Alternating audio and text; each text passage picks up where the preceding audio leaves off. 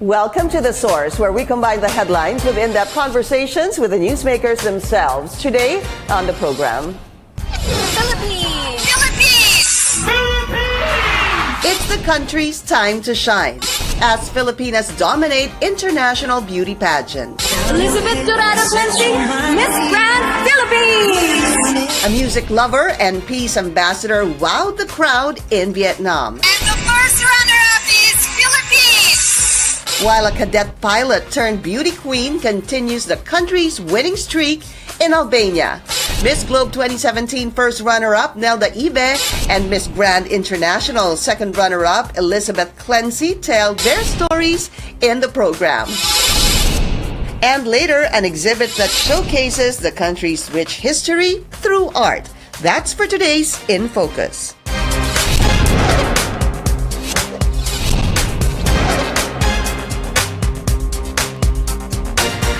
This program is presented by Bank of Commerce, an affiliate of San Miguel Corporation. Thank you for joining us. I'm Pinky Webb. She proudly represented the Philippines at the Miss Grand International competition held in Vietnam last October. She wowed the crowd and pageant fans with her Tiboli-inspired national costume as her tribute to the people of Mindanao. But other than that, being a beauty queen, she's also a certified music lover, a peace ambassador, and a survivor of a lifelong skin condition. She may not have won the crown, but she made us all proud with her outstanding performance, a quality of a beautiful Filipina inside and out. Let's go straight to the source of the story. Miss Grand International 2017 second runner-up Elizabeth Dorado-Clancy. It's Liz, right? Yeah. Liz, hi. Liz, hi. Congratulations. Thank you. I don't know. I was watching it, even just our opening, and I was like, wow, this girl's a winner. Oh, thank you. That's so sweet of you. There were 5 of you left, of course, Yes, right? And yeah. then they called the 4th runner-up, 3rd runner-up. There were 3 of you left, and then they said Philippines. Yeah. What were you thinking when your name was called right after that? Before and right after before that. they called it, actually. I knew, because Nicole was like, let's say it together. And then I was like, oh, ito na. it's the Philippines. And then so I was just like, okay. I came this far and I was proud because I gave it my everything. So. That's true. That was, I thought of that too. That kind of gave me a hint when they said, let's say it together. Yeah. Because they weren't saying it together we're talking about the host of the Miss Grand International. So you kind of knew it right there and then. But you sure gave it your best, right? Yeah, well, I tried. I did. I gave my best. You were always thought of as a strong contender in the pageant. I mean, there's always this thing, I don't know if it happens to you, but do you look back and do you say, I could have done this part better, I could have walked faster, I could have smiled more? Was there anything there? During the competition there was. I'd always, because I'm super critical over myself, like very critical in everything that I do. So I'd perform, and I wouldn't necessarily see the video yet, but I would know that I didn't perform to my fullest potential. At the time, I think but then when looking back, I'm like, oh no, it was okay. And I'd like message my trainers and I'd be like, I'm so sorry. And they're like, no, Nak, it's like, you did great. And then I was like, okay. But looking back in hindsight, yeah. I mean, there's nothing I would really change. I mean, there's sometimes moments where I'd be like, oh, maybe I could have like worn my hair down or something like that. But nothing really, because I went in every day giving it my best. So you can't really look back and regret anything if you give everything your best. So that's why I did that, because I didn't want to, waste any opportunity. And the question and answer, I was watching you, everything just seemed to flow as if you knew exactly what you were going to say. I want to take us back to that portion so everybody can hear it again. Is judged not by the criminals and the crimes that they commit, but how the nation punishes them. If I were to create a law, it would be in line with jailment, is to implement rehabilitation and mental rehabilitation, because character is such a complex phenomenon that we cannot judge someone's character based on the crimes that they commit. If we punish somebody just as equally as the crime that they have committed, then what does that say about us? So I would implement mental rehabilitation. Thank you. How can anyone answer that way? Did that just flow? Yeah, it really like as soon as I heard the question, the answer came. I guess it's because I'm an advocate of that. As peace ambassador, I'm a huge advocate for psychological rehabilitation for war-torn countries. So it's the same, because when people commit like horrendous crimes, it's not necessarily because they're bad people. There might be something going on, and so it's important to address each case individually. And I know that may be hard because there's like thousands of criminals out there, but it's about the betterment of the community. And so if we can focus on improving people that can cause trouble in the community, in society, then we can have a better society in the long run. I have to tell you that my favorite part was when you said that character is such a complex phenomenon. Yes. It's true. Yes, it is. There's no one character for one person. That's not uniform. We're all just different people, complicated people even at that. Yeah, absolutely. And somebody can look good in the books, but then commit horrible crimes, So you can't really base you can't judge on character alone. But if I answered that way, I would have said, wow, I couldn't have done it any better. I couldn't have said it any better. Thank you.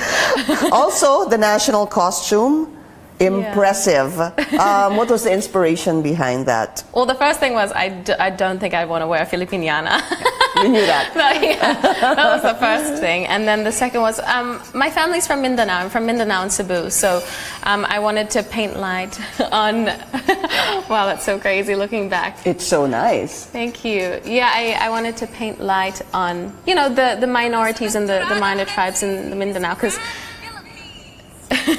especially given that, like, everything that's happening in Mindanao. Well, it's over now, but in Marawi, I wanted to paint light on, because people think about Mindanao and they think of Marawi, and then it's like, no, like, our culture is so diverse. Right. This is a small part of it. Yeah. So. Everyone, sometimes when you say Mindanao, they lump everything as, it's not peaceful, there's so much conflict, when, there are just really pockets of that. So, for years, though, they've been doing that, because, like, I've grown up in, like, Mindanao. And where did you grow up in Mindanao? Well, Agusan del Norte. Okay. Yeah, so my family's from Agusan del Norte, and so I'd go there all the time when I was a child, and they'd get so scared that I was going to Mindanao, and I was like, there's nothing wrong with it. Well, watching you again, when you watch yourself, I mean, look at you. I don't know. I really watch you and I say, I don't know how anyone could have done it any better. But anyway, you're a winner to us. I want to go more, I understand that way back, is it true in 2011 you joined Binibini? Yes, I did. So imagine that, how many years later, 12, 13, 14, 15, 16? I know, a long wait now. Why the wait? Why the gap? It wasn't really a wait. It's not like I planned again. It was just always a dream of mine. And then at the start of this year, I was like, for some reason, I just had like the itch to join again. And it's my last year to join Binibini because of my age limit. And so I was like, you know what, I'll just give it one last shot and I'll give it everything. And then, I don't want to regret not trying. So I joined again. Aside from, obviously, you're younger then. Was it 6 years younger? What changed about you from joining in 2011 to this year? God, a lot. I'm a completely different person, absolutely. I'm more determined. I'm more mature. Yeah. You're more confident, I'm sure. More. Not confident per se, but I believed in myself a lot more this year. So I was very young in 2011. I was 20, so I was just a kid. Is that such a boost for you, having joined in the past and then joining again? I mean, I had some sort of an idea what to expect, but it was so long ago that it's a different experience still. They've changed not the criteria, but it's a bit different to what I expected and what I experienced in 2011. And more over and above that, there are other things everyone should know about you. You're a musician. Yes. Okay. What? How? When? Where? Since when? And what? Well, I started playing piano when I was 4, and then I kind of put it away for a while, and then picked it up again seriously about three 3-4 years ago. Only? Yeah, and then I was playing like piano and singing, but then I found the bass, and then I picked up the bass, and then that's when I was like, this is it. That's your love. Yes, yeah, For sure. absolutely. But is anyone in the family likewise musically inclined? No. Just you? My dad loves listening to music, but no, I don't think we have talent any over there. musicians in the family. Okay, and then two more things before we go. You had a skin condition in the past. What was it? How did you overcome it? Eczema. So I had a little bit of eczema growing up as a kid, like on my neck and on my forearms and stuff. But then out of nowhere in 2014, it just like erupted everywhere. Like it started on my face and then just moved to my entire body, and I was in complete agony for like almost a year. I was seeing so many doctors and they couldn't really tell me anything or help me. They just, prescribed me with creams that my body started rejecting. And then so I was like, if they're saying that I'm perfectly healthy, then why is my body reacting like this? It just didn't make sense to me. So having some sort of a background in naturopathy and natural health, I really made it a point to, do what I believed in and healed myself. So I detoxed. I went raw vegan for about a year, and I took like herbs as well. And then slowly but surely I detoxed everything out, and my skin cleared up, and here I am. There doesn't seem to be any problem. I wouldn't have thought that was a condition you had in the past. And also you're a peace ambassador. Yes. Tell us more about that. Well, I think that's why the answer came so quickly, because I really focus on a lot of things as a peace ambassador, so that's why the psychological rehabilitation came quickly. But I was preparing for Miss Grand, because the advocacy for Miss Grand is stop the war, and it's like all about peace. And I think it's really one of the most important issues today. So whether I had the title or not, it's something that I wanted to research further. So I started by looking into how, everyone talks about peace, but what is anyone doing to achieve it? So I went and I had a meeting with a few people to discuss what exactly the government was doing to achieve peace, and what people do to achieve peace. And then from there it just stemmed to, I received a letter from OPAP asking if I wanted to be a peace ambassador, and I literally screamed when I received the email. I was like, yes, oh my goodness. Sorry, very quickly, plans after the pageant. What's next for you? Well, I don't know. My doors are open. I'm a musician, so of course I'll always fall back to music, and I love to write and release my own songs. But I'm open to hosting. And release her songs. We're going to watch out for that. Elizabeth Liz Clancy, you're a winner to us. Congratulations. Thank you so much. Thank you so much, and good luck. Thank you. This is The Source on CNN Philippines. Still ahead, dubbed as the pilot queen, how did Nelda Ibe conquer not only the skies but also the entire world at the Miss Globe pageant? And later, take a trip down memory lane through an exhibit that features the country's colorful history. That's for today's In Focus.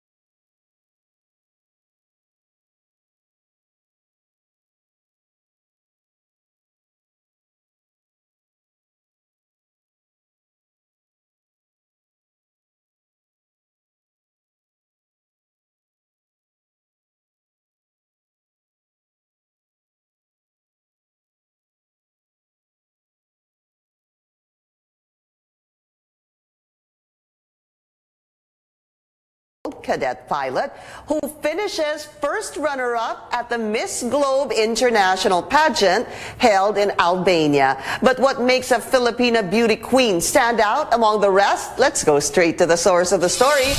Miss Globe 2017 first runner-up, pilot queen, Nelda Even. Nelda, congratulations Hi, to thank you. you so much. How are you feeling after the pageant? I'm good. Okay, first, dalawa na lang kasi kayo, obviously, with Yes. Miss Vietnam. What was running through your mind at that time? Of course, as a Filipina, I'm very confident that I could win the title. But then, there's a surprise. So, maybe. But then I'm still praying that, that night.